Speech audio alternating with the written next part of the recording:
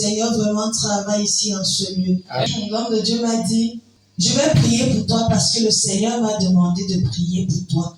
Si le Seigneur ne me l'avait pas demandé, je ne le ferais pas. Le jour-là, je suis rentrée, j'ai failli dire que bon, ça va, ne pas plus. Mais une force à moi m'a dit, s'il m'a répondu différemment des autres, c'est qu'il y a quelque chose aussi de différent. Il a dit, le Seigneur me demande de te dire, qu'est-ce que tu veux? J'ai même cité tout, sauf même ce que je voulais réellement. J'ai dit que je veux que le Seigneur me bénisse dans mon travail, je veux que le Seigneur me bénisse dans mon mariage. J'ai cité tout, mais sauf ce que je voulais réellement. Pas parce que j'ai pas voulu, mais je me rends compte que sur le coup, j'ai oublié. C'est quand je parle, non, il prie pour moi. Il a prié pour moi, il m'a rendu ministère et il m'a donné une seule parole que j'ai gardée jusqu'à aujourd'hui. Sache quand tu es arrivé ici, rentre tranquille, considère que tes problèmes sont finis. C'est la parole là que j'ai gardée dans mon cœur. Même quand je suis rentrée, une fois que les pensées voulaient encore remonter dans mon cœur, je disais, l'homme de Dieu a dit mes problèmes sont. Le Seigneur a commencé à manifester sa puissance dans ma vie au travers des prières que l'homme de Dieu a fait. Il n'a pas eu besoin de me toucher, de prier pour moi 1 mois, de prier pour moi 2 mois, de prier pour moi avec insistance. Il m'a touché seulement 2 fois. Mais les 2 fois qu'il m'a touché, quelque chose d'extraordinaire s'est passé dans ma vie. Quelque chose vraiment de miraculeux. Je cherchais le fruit des entrailles depuis 3 ans. Depuis 3 ans, je jeûnais. Je faisais ce qu'on appelle les prières de repentance, parce que quand tu pars ici, on te dit que non, peut-être tu as péché plus tôt, plus haut, il faut te repentir. Je faisais toutes sortes de prières, mais je n'ai jamais eu l'exaucement. Maintenant, quelques temps après, je pars à l'hôpital, parce que je suivais mes examens à l'hôpital, et ce n'était pas dans n'importe quel hôpital. Parce que lorsque vous cherchez la forme, vous allez avoir toutes sortes de diagnostics. Vous allez rencontrer toute personne, on va tout vous proposer. Maintenant, le dernier hôpital qu'on m'avait recommandé, c'était le Tracé, pour ceux qui connaissent. Le Tracé, c'est l'hôpital le plus réputé ici au Cameroun dans l'enfantement. Je suivais mes examens au Tracé, le médecin qui me suivait m'avait diagnostiqué le kyste, j'ai oublié. En 2018, j'ai été victime d'une grossesse extra et on m'a amputé la trompe gauche. La trompe gauche qui était la trompe qui était la plus féconde. Ce qui fait que la trompe droite qui restait était pratiquement inactive. Et le kyste est parti se placer sous ma trompe droite.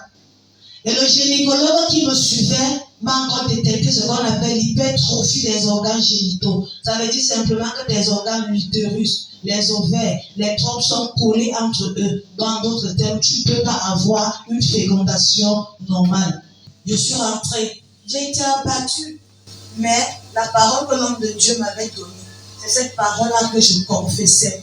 C'est cette parole-là que je confessais.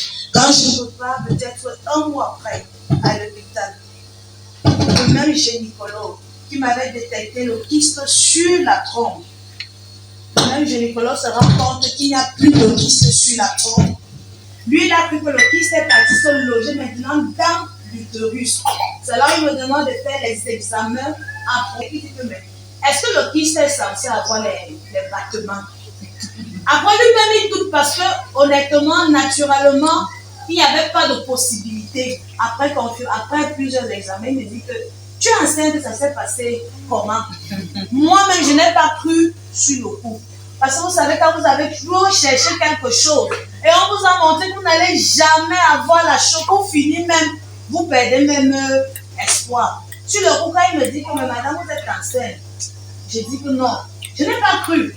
J'ai dit que Seigneur ne fait pas jouer avec mes émotions. Je ne fais pas que je vois, on me dit, j'accepte après, on me dit que non, ce n'est plus ça, c'est autre chose. Je n'ai pas cru sur du coup.